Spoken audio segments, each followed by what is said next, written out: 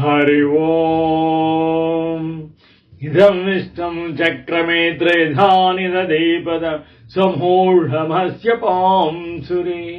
ಪರಮಾತ್ಮರಿ ಬ್ರಹ್ಮಾಂಡವನ್ನು 3 ಪ್ರಕಾರವಾಗಿ ರಚಿಸಿದ್ದಾನೆ ಎಂಬುದಾಗಿ ತಿಳಿದೆವು. ಹಾಗೆ ಇದು ಏನೇನು ಅವನ ಅಂಗಾಂಗಗಳಿಂದ ಕಳೆದ ಸಂಚಿಕೆಯಲ್ಲಿ ರಚಿಸಿದ್ದಾನೆ, ಸೃಷ್ಟಿಸಿದ್ದಾನೆ ಎಂಬುದಾಗಿ ತಿಳಿದೆವು. ಇಂದು ಅವನು ವ್ಯಾನ, ಅಪಾನ, ಪ್ರಾಣ ಇವುಗಳಿಂದ ಏನೇನು ರಚಿಸಿದ್ದಾನೆ ಎಂಬುದಾಗಿ ತಿಳಿಯೋಣ. ಈಗ ಈ ಸಂಚಿಕೆಯಲ್ಲಿ ರುವಾತ್ಯ ಎಂಬುದಾಗಿ ಬರುತ್ತೆ. ರುವಾತ್ಯ ಪರಮಾತ್ಮನ ಒಂದು ವೇದಗಳ ಇದು ಆಶಯವಾಗಿದೆ. ರುವಾತ್ಯ ಎಂಬುದು ಬಿಂಬಿಸುವಂಥದ್ದು. ಹಾಗಾಗಿ ರುವಾತ್ಯನಿಗೆ ಏನೆಂಬುದಾಗಿ ಹೇಳುತ್ತೇನೆ. ರುವಾತ್ಯ ಎಂದರೆ ಸಮಸ್ತ ಜೀವಜಾತಗಳ ಅಧಿಪತಿ ಎಂದು ಅರ್ಥ. ಈ ರೀತಿ ಭಗವಂತನನ್ನು, ಪರಮಾತ್ಮನನ್ನು ಕಾಲ, ಕರ್ಮ, ದಿಶಿ, ಅಂತರಿಕ್ಷ, ಪೃಥಿವಿ, ಪ್ರಾಣಿ ಸಂಕುಲ ಇವುಗಳ ನಿಯಂತ್ರಕನೆಂದು ನಿರೂಪಿಸಲಾಗಿದೆ. ರಾಥ ಎಂದರೆ ಗುಂಪು, ಸಮೂಹ, ಜನರು ಎಂದಾಗುತ್ತದೆ. ಜನರ ಗುಂಪಿನ ನಾಯಕ, ಮಾರ್ಗದರ್ಶಕನು ರುವಾತ್ಯನೆನಿಸುತ್ತಾನೆ. ಅಲ್ಲದೆ ರುವಾತ್ಯನೆಂದರೆ ವ್ರತನಿಷ್ಠ, ಸತ್ಕರ್ಮನಿಷ್ಠ, ವ್ರತಗಳ ಪ್ರೇರಕ, ಸತ್ಕರ್ಮ ಪ್ರೇರಕ ಎಂಬ ಅರ್ಥವೂ ಇದ್ದು ಇಲ್ಲಿ ಅನೇಕ ಮಂತ್ರಗಳಲ್ಲಿ ಆಶಯವು ಅಭಿಪ್ರೇತವಾಗಿದೆ. ರುವಾತ್ಯ ಎಂಬುದಾಗಿ ಇಲ್ಲಿ ಹೇಳಲ್ಪಡುತ್ತದೆ. ಹೀಗೆ ಸರ್ವನಿಯಂತ್ರಕನಾದ ಭಗವಂತನು ರುವಾತ್ಯ, ಜನರ ಗುಂಪಿನ ನಾಯಕನಾದ ಮಾರ್ಗದರ್ಶಕನು. ರುವಾತ್ಯನೇ ಪೂಜ್ಯನು, ಆದರಣೀಯನು, ಮಹಾ ತಪಸ್ವಿಯು, ದಿವ್ಯ ಜ್ಞಾನಿಯೂ ಆದ ತೇಜಸ್ವಿ ಪುರುಷನು ರುವಾತ್ಯನೆನಿಸುತ್ತಾನೆ. ಇದು ವೇದಗಳ ಆಶಯವಾಗಿದೆ. ವೇದಗಳದು ಬರ್ತಕ್ಕಂಥದ್ದು ರುವಾತ್ಯ ಎಂಬುದಾಗಿ ಮಂತ್ರಗಳು ಬರ್ತವೆ. ಹೀಗೆ ಪರಮಾತ್ಮನನ್ನು ರುವಾತ್ಯ ಎಂಬ ಹೆಸರಿನಿಂದ ಏನೇನು ಸೃಷ್ಟಿಸಲ್ಪಟ್ಟಿದೆ, ಯಾವುದನ್ನು ಹೇಳಲ್ಪಡುತ್ತದೆ. ಪರಮಾತ್ಮನ 7 ಪಾನಗಳು, 7 ಸಪ್ತ ಪ್ರಾಣಗಳು ಹಾಗೂ ಸಪ್ತ ಅಪಾನಗಳು ಹಾಗೂ ಸಪ್ತ ವ್ಯಾನಗಳು ಇವುಗಳಿಂದ ಏನೇನನ್ನು ಹೇಳಲ್ಪಡುತ್ತೆ, ಸೃಷ್ಟಿಸಲ್ಪಟ್ಟುತ್ತೆ, ಯಾವ್ಯಾವುದಕ್ಕೆ ಈ ಹೆಸರು ಇದೆ ಎಂಬುದಾಗಿ ಹೇಳುತ್ತೇನೆ. ಹರಿ ಓಂ. ಸಪ್ತ ಪ್ರಾಣ, ಸಪ್ತ ಪಾನ, ಸಪ್ತ ವ್ಯಾನ. ಹಾಗೆಂದರೆ ಸಪ್ತ ಪ್ರಾಣಗಳು, 7 ಪ್ರಾಣಗಳು, ಸಪ್ತ ಅಪಾನ, ಸಪ್ತ ಅಪಾನಗಳು, ಸಪ್ತ ವ್ಯಾನ, ಸಪ್ತ ವ್ಯಾನಗಳು ಇವೆ. 7 ಪ್ರಾಣಗಳು, 7 ಅಪಾನಗಳು, 7 ವ್ಯಾನಗಳು ಇವೆ ಎಂಬುದಾಗಿ ಅರ್ಥ. ಸರಿ, ಆ ಪರಮಾತ್ಮನು ಹೀಗೆ ಅವನ ಉಸಿರಾಟವನ್ನು ಈ 3 ಪ್ರಕಾರವಾಗಿ ಏನೇನು ಸೃಷ್ಟಿಸಲ್ಪಟ್ಟದ್ದು ಎಂಬುದಾಗಿ ನೋಡಿ. ಮೊದಲನೆಯಾಗಿ ಪ್ರಾಣದಿಂದ ಏನೇನ ಹೇಳಲ್ಪಟ್ಟಿದೆ ಎಂಬುದಾಗಿ. ತಸ್ಯ ರುವಾತ್ಯಸ್ಯ ಯೋಸ್ ಅಸ್ಯ ಪ್ರಥಮ ಪ್ರಾಣ ಊರ್ಧ್ವೋ ನಾಮಾಯಸು ಅಗ್ನಿ. ಹಾಗಂದರೆ ತಸ್ಯ ರುವಾತ್ಯನ ಅಸ್ಯ ಪ್ರಥಮ ಪ್ರಾಣ, ಯಾವ ಮೊದಲನೇ ಪ್ರಾಣವಿದೆಯೋ ಅದು ಊರ್ಧ್ವನಾಮ, ಊರ್ಧ್ವ ಎಂಬ ಹೆಸರುಳ್ಳದ್ದಾಗಿದೆ ಎಂಬುದಾಗಿ. ಶಿವರಾತನ ಮೊದಲನೇ ಪ್ರಾಣವು ಊರ್ಧ್ವ ಎಂಬ ಹೆಸರಿನಿಂದ ಅಗ್ನಿಯಾಗಿದೆ. ಅದು ಅಗ್ನಿ ರೂಪವಾಗಿದೆ. ಅಗ್ನಿ ಯಾವಾಗಲೂ ಊರ್ಧ್ವ ಮುಖವಾಗಿ ಉರಿಯುತ್ತೆ ಹೊರತು ಅಧೋಮುಖವಾಗಿ ಉರಿಯಲ್ಲ. ಹಾಗಾಗಿ ತದನಂತರ ತಸ್ಯ ಯೋ ಅಸ್ಯ ದ್ವಿತೀಯ ಪ್ರಾಣ ಪ್ರೌಢೋ ನಾಮ ಸೌಸ ಆದಿತ್ಯ. ದ್ವಿತೀಯ ಪ್ರಾಣ, 2ನೇ ಪ್ರಾಣವಿದೆಯೋ ಅದಕ್ಕೆ ಪ್ರೌಢ ಎಂಬ ಹೆಸರಿದೆ. ಪ್ರೌಢವೆಂಬ ಹೆಸರಿದ್ದು ಸ ಆದಿತ್ಯ, ಅದು ಆದಿತ್ಯ ರೂಪವಾಗಿದೆ. ಅದು ಯಾವುದು? ಸೂರ್ಯ, ಚಂದ್ರ, ಸೂರ್ಯನಿದ್ದಾನಲ್ಲ, ಆ ಸೂರ್ಯನ ಆದಿತ್ಯ ರೂಪವಾಗಿದೆ. ಪರಮಾತ್ಮನ ಸೂರ್ಯನ 12 ಹೆಸರುಗಳಲ್ಲಿ ಆದಿತ್ಯನೂ ಒಂದು. ಹಾಗಾಗಿ ಆದಿತ್ಯ ರೂಪವಾಗಿದೆ. ಅಸ್ಯ ತೃತೀಯೋ ಪ್ರಾಣ ಅಭ್ಯುಡ್ಯೋ ನಾಮ ಸೌಸ ಚಂದ್ರಮಾಹ.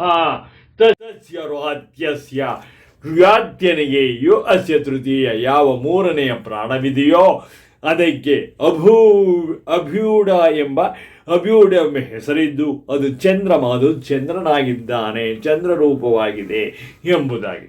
ತದನಂತರ ತಸ್ಯ ರುವಾತ್ಯಸ್ಯ ಯೋ ಅಸ್ಯ ಚತುರ್ಥ ಪ್ರಾಣ ವಿಭುರ್ನಾಮಾಯಂ ಸ ಪೌಮಾನ.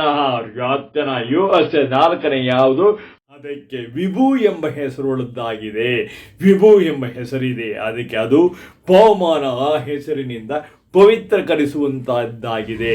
ವ್ರಾತ್ಯನ 4ನೇ ಪ್ರಾಣಕ್ಕೆ ವಿಭು ಎಂಬ ಹೆಸರಿದ್ದು ಅದು ಪವಿತ್ರಗೊಳಿಸುವಂತಹದ್ದಾಗಿದೆ ಎಂಬುದಾಗಿ. ತಸ್ಯ ರೋತಸ್ಯೋ ಅಸ್ಯ ಪಂಚಮೋ ಪ್ರಾಣಯೋ ನಿರ್ನಾಮ ದಾಯಿಮ ಆಪಹ.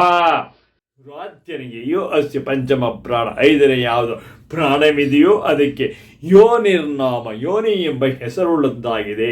ತಾಯಿಮ ಆಪ, ಅದು ಆಪ್ ಶಕ್ತಿಗಳ ಜಲೀಯ ಶಕ್ತಿಗಳ ಸ್ವರೂಪ, ಅಂದರೆ ನೀರಿನ ಸ್ವರೂಪ, ಯೋನಿರು ನೀರಿನ ಸ್ವರೂಪವುಳ್ಳದ್ದಾಗಿದೆ ಎಂಬುದಾಗಿ. ತಸ್ಯ ರಾತ್ಯಸ್ಯ ಯೋ ಅಸ್ಯ ಷಷ್ಠಿ ಪ್ರಾಣ ಪ್ರಿಯೋ ನಾಮ ಇತಿ ಇಮ ಪಶವಃ. ರಾತ್ಯನ ಯೋ ಅಸ್ಯ ಷಷ್ಠ ಪ್ರಾಣ, 6ನೇ ಪ್ರಾಣವಿದೆಯೋ ಅದು ಪ್ರಿಯನಾಮ, ಪ್ರಿಯ ಎಂಬ ಹೆಸರುಳ್ಳದ್ದಾಗಿದೆ. ತೇ ಇಮ ಪಶವ, ಅದು ಪಶುಗಳ ರೂಪವಾಗಿ ಗೋವುಗಳ ರೂಪದಲ್ಲಿ ಇದೆ ಎಂಬುದಾಗಿ. ರಾತನ 6ನೇ ಪ್ರಾಣವು ಪ್ರಿಯ ಎಂಬ ಹೆಸರುಳ್ಳದ್ದಾಗಿದ್ದು ಪಶುಗಳ ಸ್ವರೂಪವಾಗಿದೆ. ತಸ್ಯ ರಾತಸ್ಯ ಯೋ ಅಸ್ಯ ಸಪ್ತಮ ಪ್ರಾಣೋ ಅಪರಿಮಿತೋ ನಾಮ ಇದಾಯಿಮ ಪ್ರಜಾ. ಹಾಗಂದರೆ ಪುರಾತನ ಯಾವುದು 7ನೆಯ ಪ್ರಾಣವಿದೆಯೋ ಆ ಪ್ರಾಣವು ಅಪರಿಮಿತ ಎಂಬ ಹೆಸರುಳ್ಳದ್ದಾಗಿದೆ. ಇಮಾ ಪ್ರಜಾ, ಈ ಎಲ್ಲ ಪ್ರಜೆಗಳ ರೂಪದಲ್ಲಿ ಯಾರು ಪ್ರಜೆಗಳು ಉಸಿರಾಟ ಮಾಡ್ತಾರೋ ಆ ಪ್ರಜೆಗಳ ರೂಪದಲ್ಲಿ ಎಲ್ಲದೂ ಕೂಡ ಇದೆ ಎಂಬುದಾಗಿ. ಈ ರಾತನ 7ನೇ ಪ್ರಾಣವು ಅಪರಿಮಿತ ಎಂಬ ಹೆಸರಿನದಾಗಿದ್ದು ಅದು ಪ್ರಜಾ ಸಮೂಹಗಳ ರೂಪದಲ್ಲಿದೆ ಎಂಬುದಾಗಿ. ತದನಂತರ ಅಪಾನದ ಬಗ್ಗೆ ತಿಳಿಯೋಣ. ತಸ್ಯ ರಾತ್ಯಸ್ಯ ಯೋ ಅಸ್ಯ ಪ್ರಥಮೋ ಅಪಾನ ಸ ಪೌರ್ಣಮಾಸಿ. ರಾತನ ಯಾವುದು ಯಾವ ಮೊದಲನೆಯ ಅಪಾನವಿದೆಯೋ ಸ ಅದು ಪೌರ್ಣಮಾಸಿ, ಅದು ಪೌರ್ಣಮಾಸಿಯಾಗಿದೆ, ಹುಣ್ಣಿಮೆಯಾಗಿದೆ. ಅಪಾನವು ಪರಮಾತ್ಮನ ಯಾವ ಅಪಾನವಿದೆಯೋ ಮೊದಲನೆಯದು ಅದು ಹುಣ್ಣಿಮೆಯಾಗಿದೆ. ರಾತಸ್ಯ ಪ್ರಥಮ ಅಪಾನವು ಪೌರ್ಣಮಾಸಿಯಾಗಿದೆ. ರಾತಸ್ಯ ಯೋ ಅಸ್ಯ ದ್ವಿತೀಯೋ ಅಪಾನ ಸಾಷ್ಟಕಃ. ರಾತನ ಯಾವ ದ್ವಿತೀಯ ಅಪಾನವಿದೆಯೋ ಅದು ಅಷ್ಟಕವಾಗಿದೆ. ರಾತನ 2ನೇ ಅಪಾನವು ಅಷ್ಟಕವಾಗಿದೆ ಎಂಬುದಾಗಿ. ತಸ್ಯ ರಾತಸ್ಯ ಅಸ್ಯ ತೃತೀಯೋ ಅಪಾನ ಸಮಾವಾಸ್ಯ. ಹಾಗಂದರೆ ಪರಮಾತ್ಮನ ರಾತನ ಅಸ್ಯ ತೃತೀಯ ಅಪಾನ, ಯಾವ ತೃತೀಯ ಅಪಾನವಿದೆಯೋ ಸ ಅದು ಅಮಾವಾಸ್ಯೆಯಾಗಿದೆ ಎಂಬುದಾಗಿ. ತಸ್ಯ ಯೋ ಅಸ್ಯ ಚತುರ್ಥೋ ಅಪಾನ ಸಾ ಶ್ರದ್ಧಃ. ಹಾಗಂದರೆ ತಸ್ಯ ರಾತ್ಯಸ್ಯ ರಾತ್ಯನ ಯಾವ 4ನೇ ಅಪಾನವಿದೆಯೋ ಅದು ಶ್ರದ್ಧಾ ಎಂಬ ಹೆಸರುಳ್ಳದ್ದಾಗಿದೆ. ಶ್ರದ್ಧೆ ಅಂದರೆ ಯಾವುದೇ ಕೆಲಸ ಮಾಡಿದರೂ ಕೂಡ ಮಾನವರಿಗೆ ಶ್ರದ್ಧೆಯಿಂದ ಮಾಡಿದರೆ ಎಲ್ಲ ಕೆಲಸವೂ ಕೂಡ ಸಕ್ಸಸ್ ಆಗುತ್ತೆ. ಹಾಗೂ 4ನೇ ಅಪಾನವು ಶ್ರದ್ಧೆ ಎಂಬುದಾಗಿದೆ, ಹೆಸರುಳ್ಳದ್ದಾಗಿದೆ. ತಸ್ಯ ರಾತಸ್ಯ ಯೋ ಅಸ್ಯ ಪಂಚಮೋ ಅಪಾನ ಸಾ ದೀಕ್ಷಃ. ಹಾಗಂದರೆ ತಸ್ಯ ರಾತಸ್ಯ ರಾತ್ಯನ ಅಸ್ಯ ಪಂಚಮ ಯಾವುದು ಅಪಾನವಿದೆಯೋ ಸಾ ದೀಕ್ಷೆ, ಅದು ದೀಕ್ಷೆ ಎನಿಸಿಕೊಳ್ಳುತ್ತದೆ. ದೀಕ್ಷೆಯನ್ನು ನಾವು ಯಾವ ಕೆಲಸವನ್ನು ಆರಾಧನೆ ಪೂಜೆ ಪುಣ್ಯ ಇವು ಮಾಡಬೇಕಾದ್ರೆ ದೀಕ್ಷೆ ತಗೋತೀವಿ ಅಂತ ಹೇಳ್ತಾರಲ್ಲ, ಹಾಗೆ ದೀಕ್ಷಾ ಆಗಿದೆ, ಒಂದು ಶ್ರದ್ಧೆ ಆಗಿದೆ ದೀಕ್ಷೆ. ಹಾಗಾಗಿ ತಸ್ಯ ರಾತಸ್ಯ ಯೋ ಅಸ್ಯ ಷಷ್ಠಮೋ ಅಪಾನ ಸಾ ಯಜ್ಞಃ. ಪರಮಾತ್ಮ ತಸ್ಯ ರಾತಸ್ಯ ಅವನ ಯಾವುದು ಅಸ್ಯ ಅಪಾನವು ಶ್ರೇಷ್ಠ ಅಂದ್ರೆ 6ನೇ ಅಪಾನವಿದೆಯೋ ಸ ಅದು ಯಜ್ಞವಾಗಿದೆ. ಯಜ್ಞವನ್ನು ಎಲ್ಲರೂ ಮಾಡ್ತೀವಿ, ಅದು ಯಜ್ಞವಾಗಿದೆ. 6ನೇ ಅಪಾನವು ಪರಮಾತ್ಮನ ಅಪಾನವು ಯಜ್ಞವಾಗಿದೆ ಎಂಬುದಾಗಿ. ತಸ್ಯ ರಾತಸ್ಯ ಯೋ ಅಸ್ಯ ಸಪ್ತಮೋ ಅಪಾನಸ್ತ ಇಮಾ ದಕ್ಷಿಣಾಃ. ಪರಮಾತ್ಮನ 7 ಯಾವುದು ಸಪ್ತಮ ಪ್ರಾಣವಾಗಿ ಅಪಾನವಾಗಿದೆಯೋ ಅದು ದಕ್ಷಿಣೆಯಾಗಿದೆ. ನಾವು ಈಗ ಯಜ್ಞ ಹೋಮಾದಿಗಳನ್ನು ಪೂಜೆ ಪುನಸ್ಕಾರಗಳನ್ನು ಮಾಡಿದ್ದಾಗ ಆಚಾರ್ಯರಿಗೆ ದಕ್ಷಿಣೆಯನ್ನು ಕೊಡ್ತೇವೆ, ಅದು ಆ ದಕ್ಷಿಣೆಯ ರೂಪದಲ್ಲಿದೆ. ಯಾವುದು ಪರಮಾತ್ಮನ 7ನೇ ಯಾವುದು ಅಪಾನವಿದೆಯೋ ಅದು ದಕ್ಷಿಣೆಯ ರೂಪದಲ್ಲಿ ಇದೆ ಎಂಬುದಾಗಿ ಈ ಮಂತ್ರದ ಅರ್ಥ.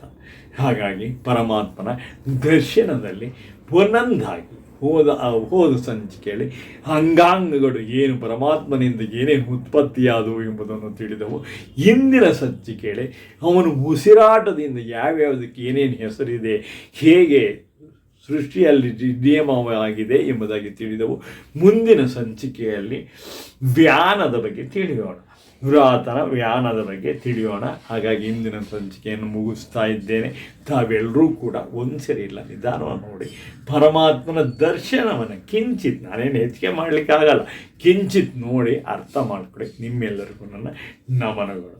ಹರಿ ಓಂ. ಎಲ್ಲರೂ ಸಬ್ಸ್ಕ್ರೈಬ್ ಮಾಡಿ, ಫಾರ್ವರ್ಡ್ ಮಾಡಿ, ಒಂದು ಸರಿ ಅಲ್ಲ 2 ಸರಿ ನೋಡಿ ಎಂದು ಪ್ರಾರ್ಥಿಸುತ್ತೇನೆ. ಹರಿ ಓಂ. ನಮೋ ನಮಃ.